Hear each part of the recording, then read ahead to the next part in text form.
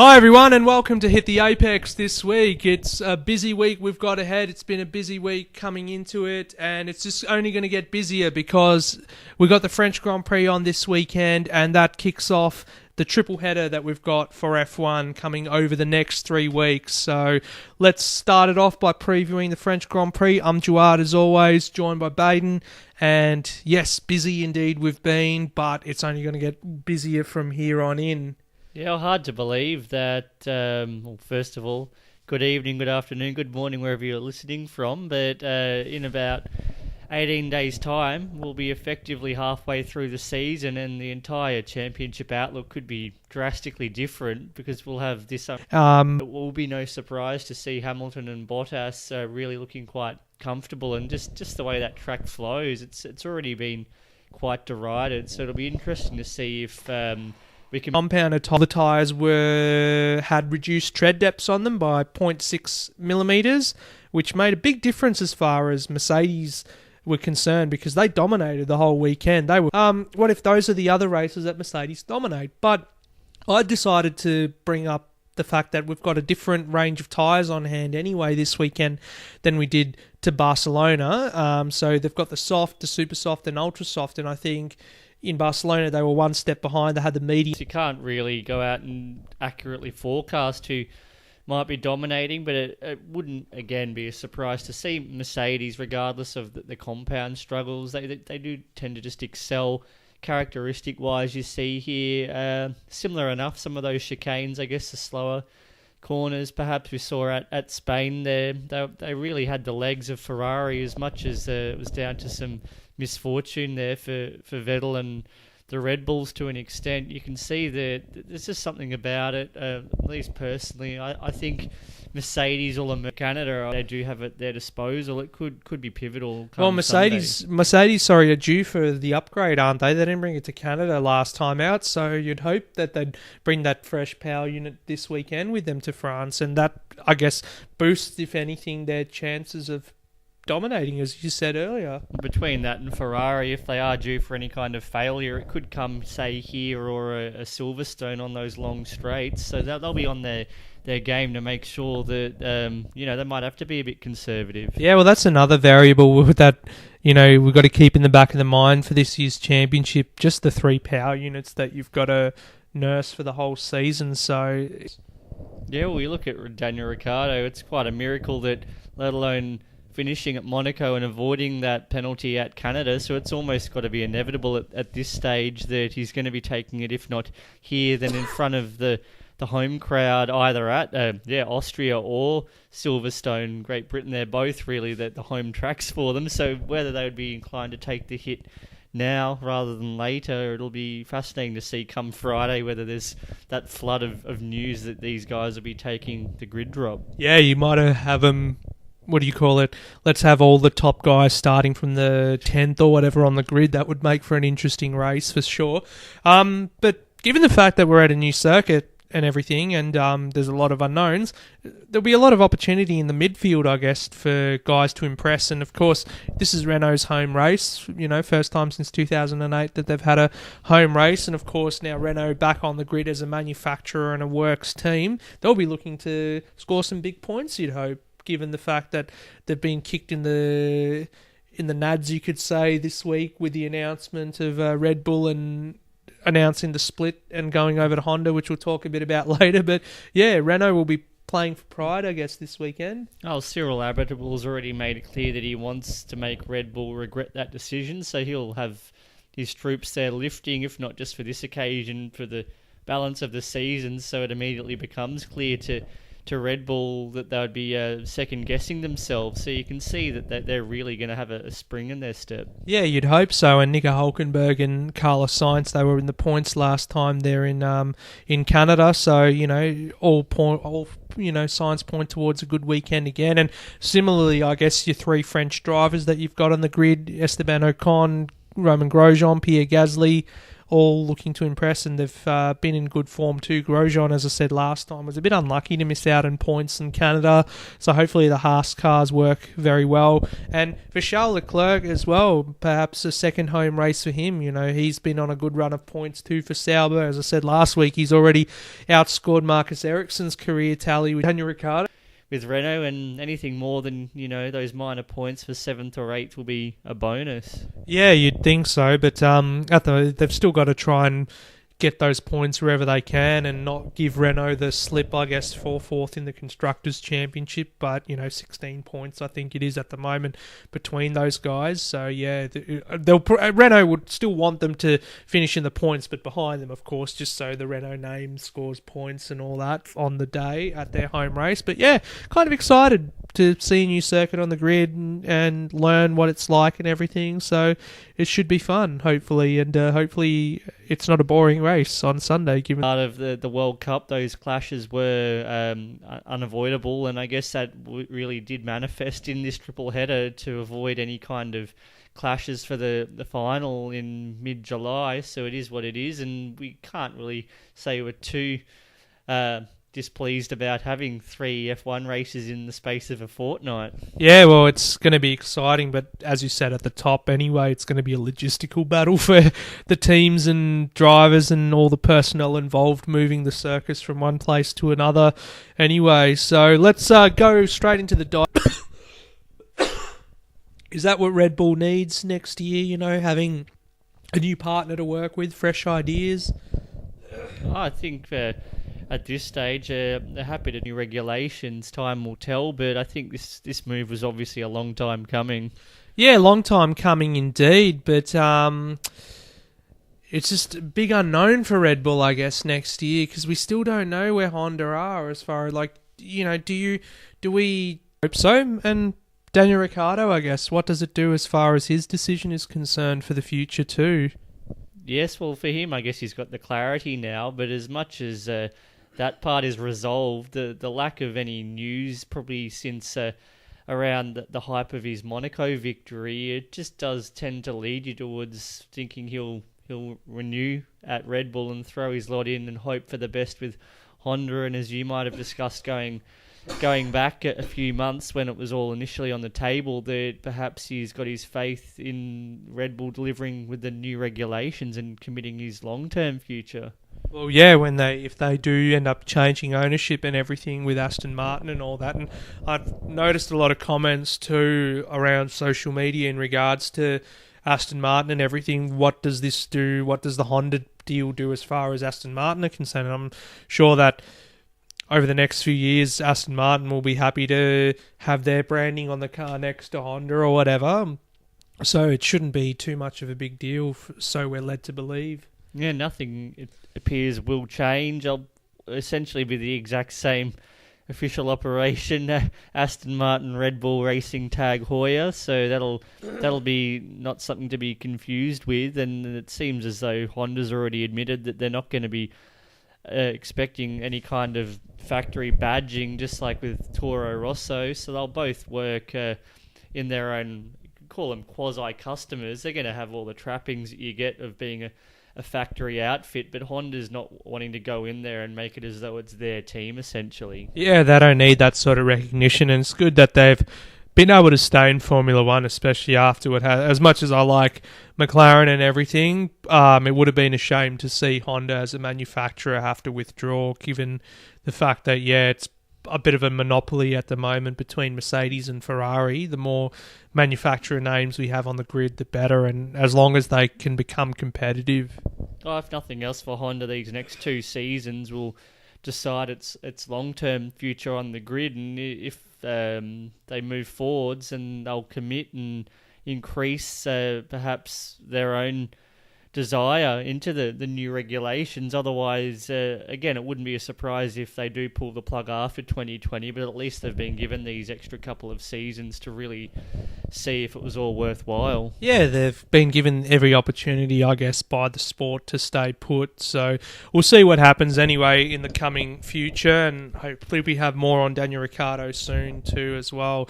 So quickly, not a lot to cover in the digest because we've got more to talk about with the 24-hour Le Mans and also Supercars coming up too. But MotoGP was also on in the weekend. Barcelona, back-to-back wins for Jorge Lorenzo, I guess.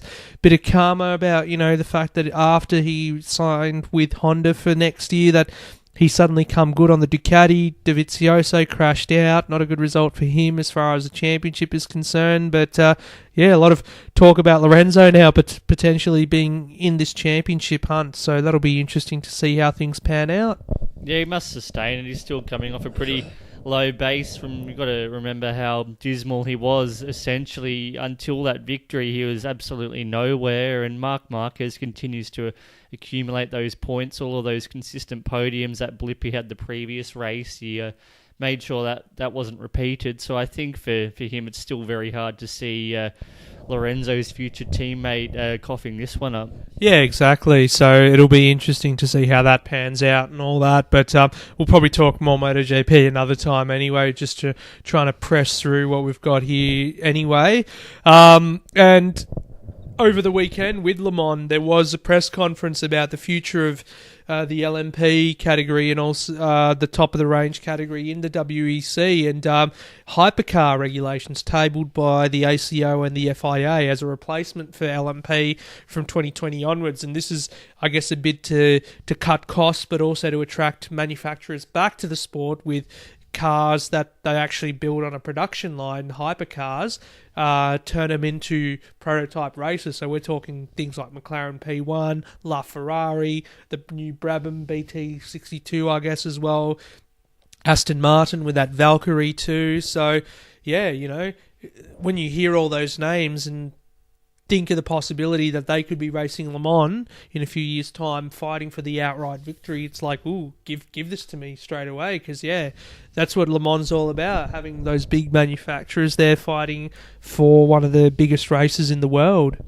Yeah, and it's good to see that picture for the longer term after a bit of a purgatory for WEC, that exodus we've had over the past 18 to 24 months. They now know, and perhaps to its credit, ahead of Formula One, really giving a sign-off on what it wants to do from 2021. We can see that this one's now got the legs to perhaps attract these manufacturers and, dare we say, drivers on the back of what Nico Hülkenberg did, and now Fernando Alonso claiming Le Mans, and they can immediately make their own plans. And if they like the sound of what we've really just described there, as some of the most appealing cars and beyond now vanity projects, they're going to get this opportunity to show their hand on the greatest stage, arguably in motorsport when it comes to sports cars. Then they're exciting times. Well, it's back to proper sports cars, I guess, in a sense too. And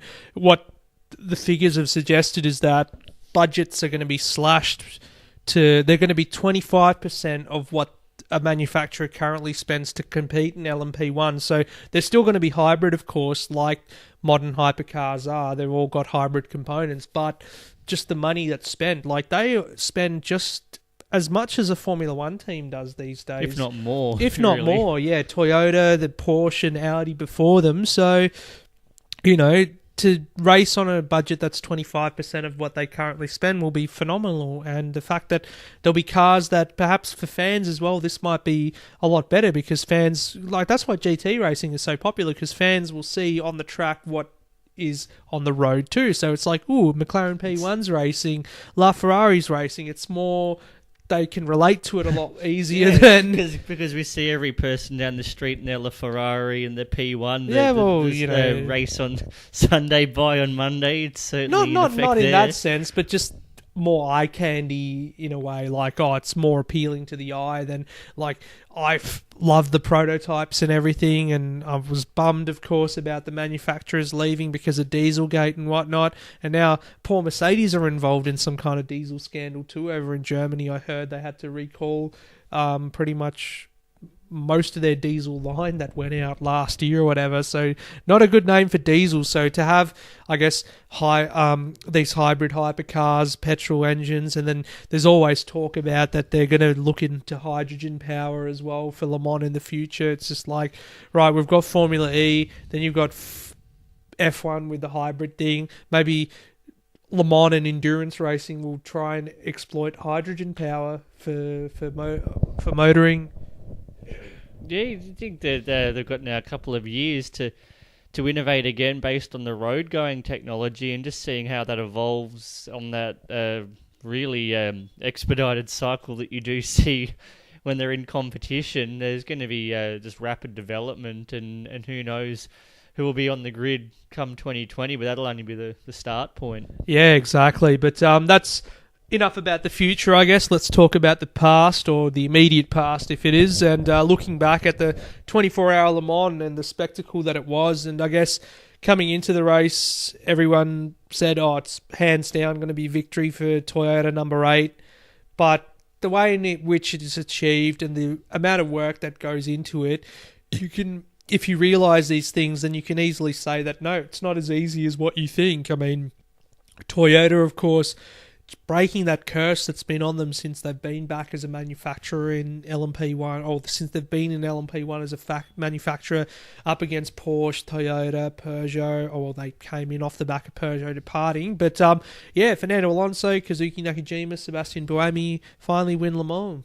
And it's great to see, as much as the story was about Fernando Alonso, for the other guys there, they've had their own setbacks, you could say, over the tenure in 2016. They've probably got their own, history from Formula One, and clearly it didn't work out for them there. So it was a great collaboration, and Fernando Alonso showing his full appreciation rather than soaking up the accolades as though it was all about him, which was good to see. He knew his place in amongst it all, and really for Toyota, a huge sigh of relief, it seems, from all of them, just to prove, as much as they were racing themselves, that they could get the job done. Yeah, and they themselves said that it was a shame that they didn't have Porsche or Audi to compete against during this race, but I guess, even racing themselves, there's a lot that goes into it, and the fact that it's such a big race, 24 hours, anything can go wrong, as I said in the preview last week. So,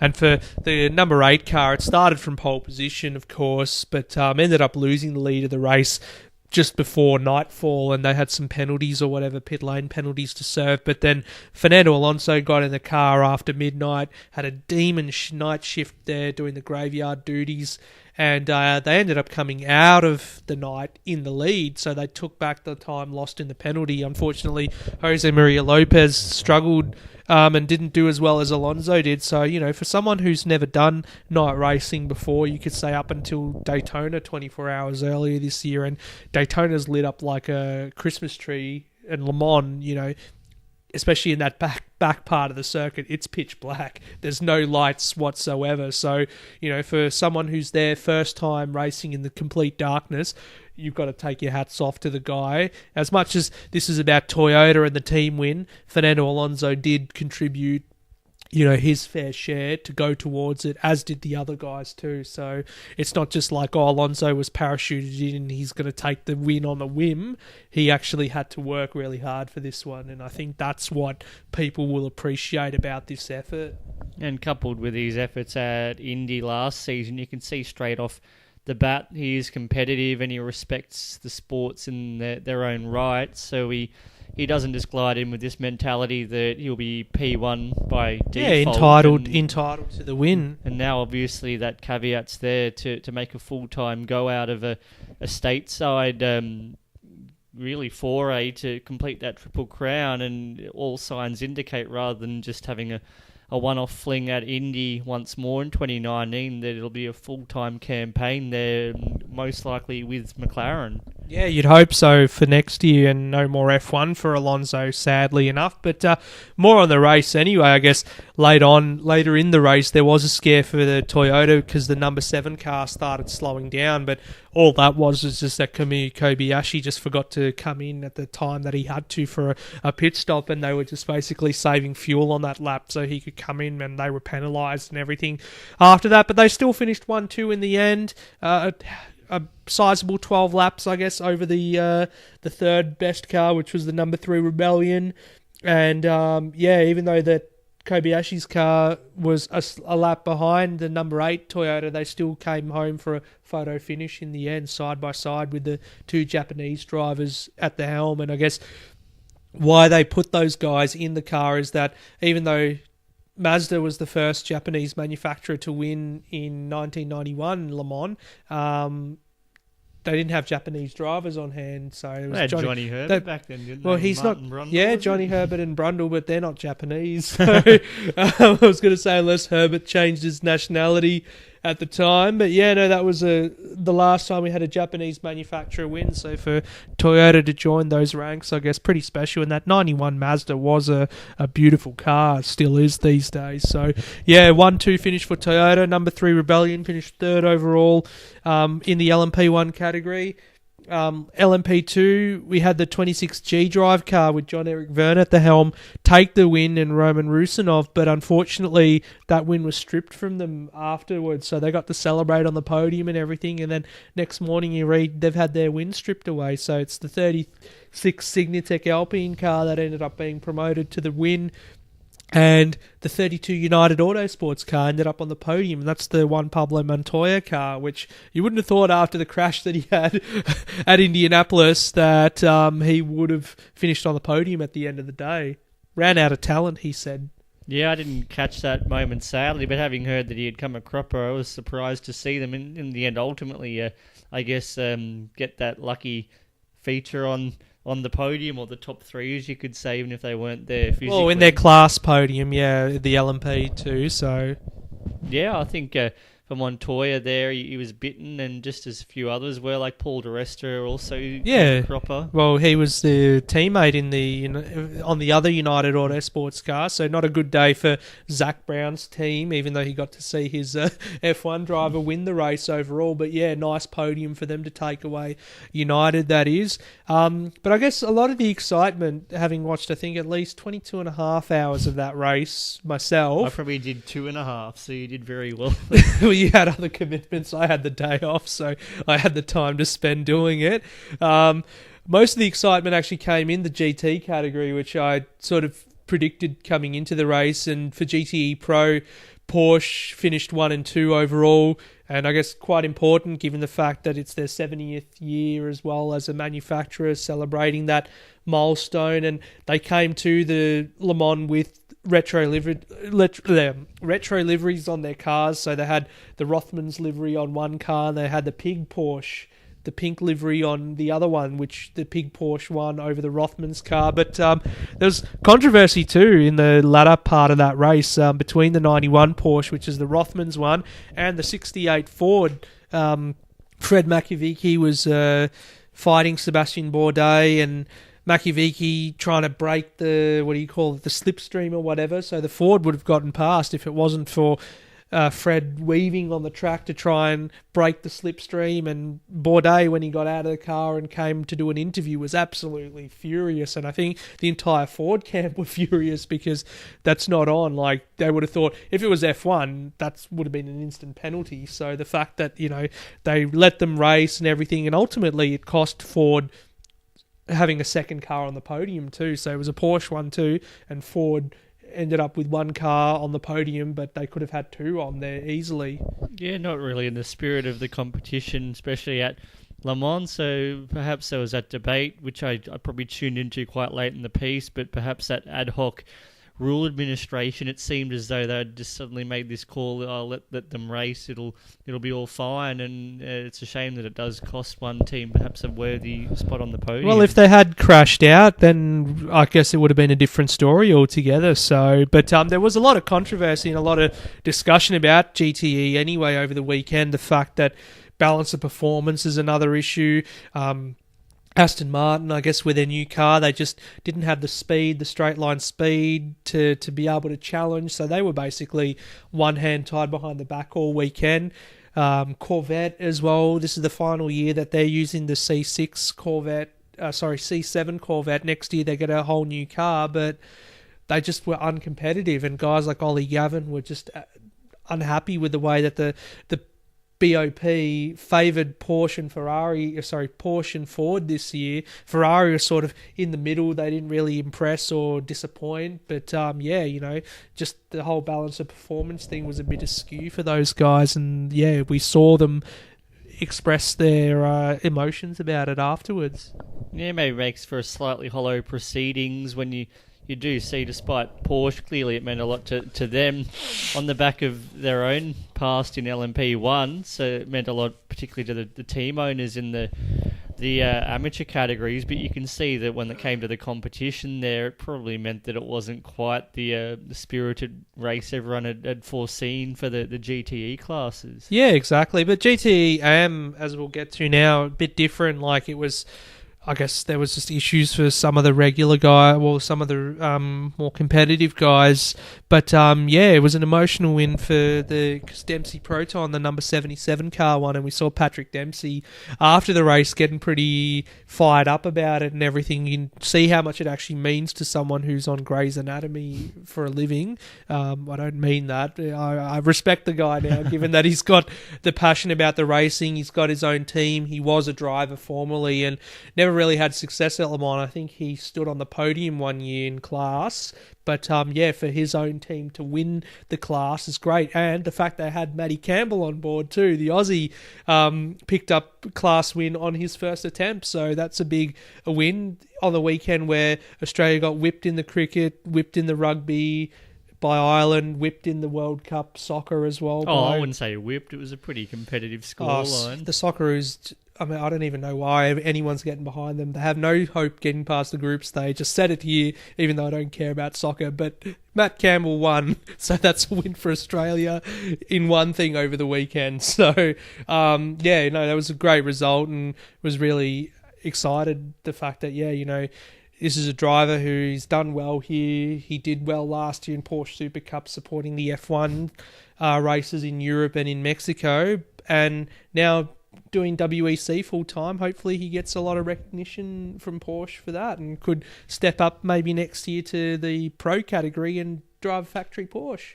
Yeah, the future's really all on his shoulders, you could say. The weight of expectation he's delivered there, and you can see really that it almost means more to these guys in the GTE classes than in LMP 1 or 2, where it's more or less just rank and file, go in, enter, just don't break down, and you've got the victories. These guys here really having to fight with a bit more of a limited base, you could say. So for them, it really puts them all on the map in a big way. It does indeed. So yeah, another big race. Le Mans, enjoyed it definitely, and then next year, of course, the current super season for WEC ends with Le Mans next year, so we'll see all the same guys back next year, hopefully some new faces and whatnot. Like, I was thinking, given the fact that next year is going to be the final year of, perhaps the final year of the current LMP regulations, if they do a proper season starting 2020 rather than the whole super season over 2 season thing, what if, as a tribute to the prototypes, you get Porsche and Audi to come back and just do Le Mans? That would be something. Like, given the fact that they've still got, like, Porsche doing a farewell tour with the 919, they've turned it into an absolute monster to beat the Nürburgring lap record or whatever. Very too powerful for something. No, but that's not even. But that's not even race legal. So if they were to bring those cars, the Audi R18 and the Porsche 919, back just for Le Mans, that would be a spectacle. Just to farewell the category. It was just a thought I had over the weekend. No one's actually. I don't think anyone's brought it up or discussed it. So you heard it here first. But that would be great, wouldn't it? Just for the final year. I mean, I'm sure Audi and Porsche, amidst Dieselgate and all that, can find it within their budgets and within their hearts to do that. Yeah, it'd be nice from the sentimental perspective for it to be realised, whether it's one or all of those departed manufacturers to get in on it. It would be a nice way just to sign off, but again, it's 12 months away, so a lot to play out there. Yeah, exactly. So let's bring it back to home anyway, and we had Supercars on over the weekend too with the Darwin Triple Crown, of course, and plenty of talking points, which we'll just go over anyway for you now. And yeah, starting off with Dick Johnson Team Penske, century of wins for Dick Johnson. You know, 19. It's the 19th win that they've had since Penske came on board in 2015. And yeah, classic race from Scott McLaughlin. He undercut David Reynolds and co on the strategy to end up winning that race after he was on a streak of 4 wins up until Winton, but then had the poles but couldn't quite convert. So, yeah, solid win for him, asserts his lead in the championship. But,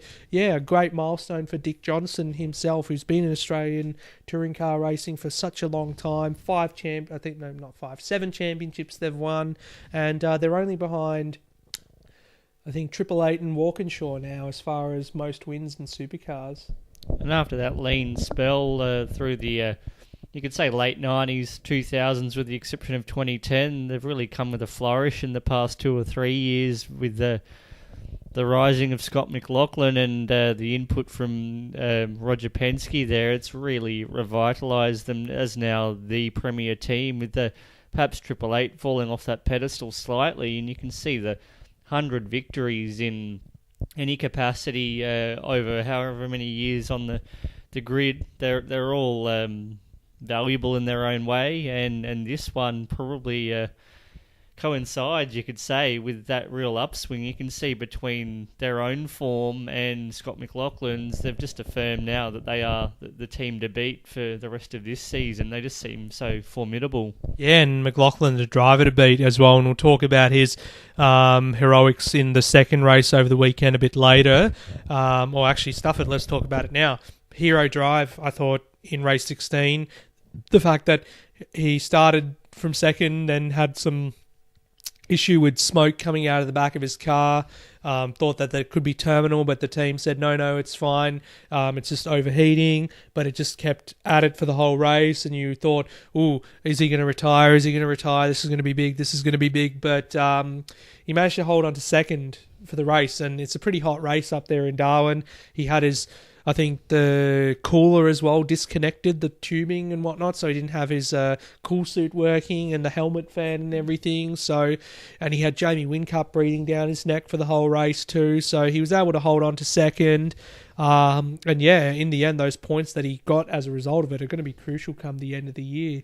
Oh, yeah, I've seen he's already to date optimised every result, even when he hasn't been head of the field, and they're the points when you see so much in supercars, if not in other categories like maybe a NASCAR, it's quite applicable, but the minor points at the end of the day, they're the ones that get you over the line. Yeah, exactly. So great result there from McLaughlin, and also from the team, DJR Team Penske, over the weekend. And I guess the other points we're going to talk about is to do with Erebus Motorsport and the fact that they're back this weekend. They were sort of absent in Winton and didn't really have the results. Phillip Island as well, yeah. They still were up there. I guess they scored some good points, but Winton just seemed a bit anonymous for them. So, yeah, dual podium finish for David Reynolds, plus the pole position on Saturday in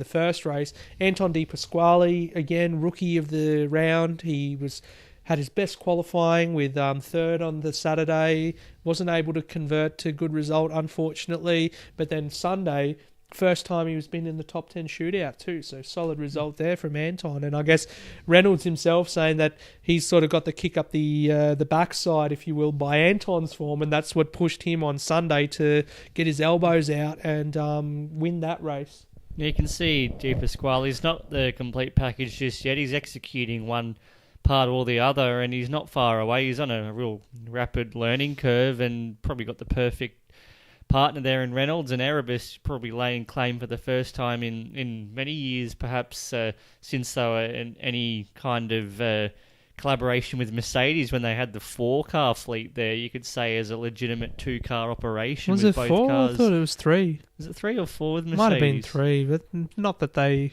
had much impact anyway. The point is, though, that they weren't really anything beyond a notional multi-car team really since the Stone Brothers days, and now they're really showing signs of being a proper 2-car threat. Yeah, exactly. And, it's good to see, as we said, dark horses from the start of the year, but to have De Pasquale up there as well is something good, and to see a rookie firing as well, which is great. But David Reynolds, race 16, he was the winner. He started 4th on the grid, and he's been criticised a lot, I guess, for not getting his elbows out enough, but this time he got more than his elbows out. He hung his balls out, and that's in his words. He said after the race in his typical fashion.